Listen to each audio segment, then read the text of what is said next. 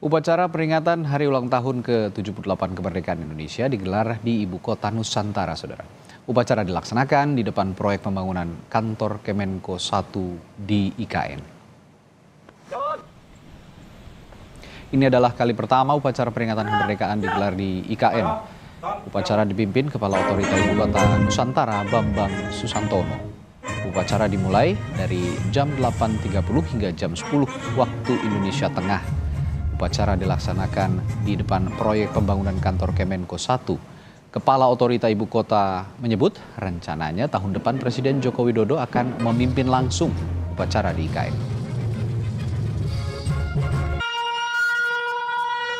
Bapak Presiden, kami diminta untuk menyelenggarakan upacara pada pagi hari ini bersama dengan kaum hadir. Kami berdua merupakan pengantar sebetulnya untuk upacara di tahun 2024, di mana Bapak Presiden sendiri nanti ya akan memimpin upacara, insya Allah di sebelah sana, di depan, insya Allah ya, kita aminkan di depan dari Istana Negara, nanti ada batal upacara. Nah, hari ini kita bisa menyelenggarakan dengan hikmah, dan harapan kami ini akan menjadi modal bagi kita semua untuk berjuang dan tetap menjaga semua target-target yang sampai sekarang masih on the right track.